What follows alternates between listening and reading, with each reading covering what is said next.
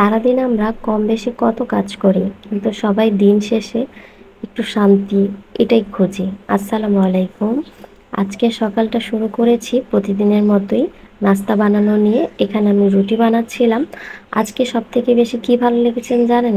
আমার আব্বু আমার পাশে বসেছিল, বসে বলতেছে, তোর আরো বানানো বাকি আছে রুটি, তুই তো ঘেমে যাচ্ছিস।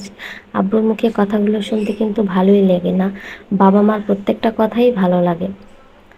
তো এখানে আমি রুটি বানাচ্ছিলাম, আর আমি যখন ভিডিওটা এডিটিং করছিলাম তখন এত ফাস্টলি কাজ দেখে তো আমার মন ভরে গেল। ভাবছিলাম এরকম যদি জীবনের সব কাজই ফাস্ট করা যায় তাহলে আর অলসতা থাকে না। এখানে আলু ভাজিটাও বসিয়ে ফেলেছি। আর আমার নাস্তা বানানো কমপ্লিট হলে এখানে টুকটাক কাজগুলো সেরে রাখছিলাম, যেমন চা খাবো।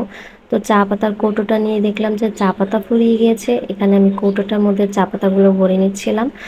আমি মনে করি দুধ চা যদি একটু কড়াভাবে না হয় আসলে ভালো লাগে না, একটু মাথা ব্যথা থাকলে সেটাও কিন্তু সেরে যায়। এটা হয়তো আমার ক্ষেত্রে, সবার ক্ষেত্রে হয় কিনা আমি জানি না। তো তারপরে আমার এখানে দেখলাম যে গুঁড়ো দুধের কৌটায় গুঁড়ো দুধ শেষ হয়ে গিয়েছে, তো এখানে গুঁড়ো দুধের কৌটায় আমি গুঁড়ো দুধগুলো ভরে রাখছিলাম। তো ওই ফাঁকে আমার চাটাও হয়ে যাচ্ছে, লিকার করে ফেলছি। তো একটু ওই যে বললাম একটু ঘন লিকার করব, তো চাটা অনেকক্ষণ আগে বসিয়ে রেখেছি।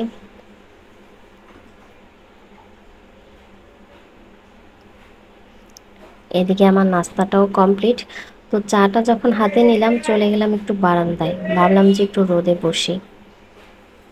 কিন্তু অবাক করা কি ব্যাপার জানেন, রোদে বসলাম ঠিকই, চা নিয়ে ফ্লোরে বসে পড়েছি রোদের জন্য, কিন্তু রোদ তো চলে গেল, চলে আসলো মাছি।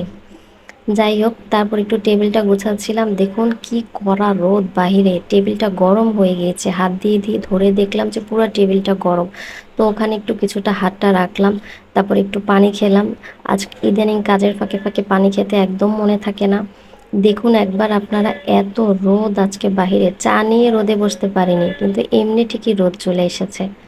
তো আজকে ভাইয়া বাসায় একটি জুস বানিয়েছে, আমের জুস, কিন্তু অবাক করা বিষয় কি দেখুন, বরফটা, মানে বরফটা একবার খেয়াল করুন, রোদের মধ্যে বরফের কালারটাই চেঞ্জ হয়ে গিয়েছে। তারপর আজকে বাসায় গেস্ট এসেছে, অনেক পদ রান্না হয়েছে। মজার কথা কি জানেন, আজকে কিছু কষ্ট করে রান্না করতে হয়নি, গেস্টরাই নিয়ে এসেছে। তো আজকের ভিডিওটি এই পর্যন্ত, আশা করি আপনাদের ভালো লেগেছে।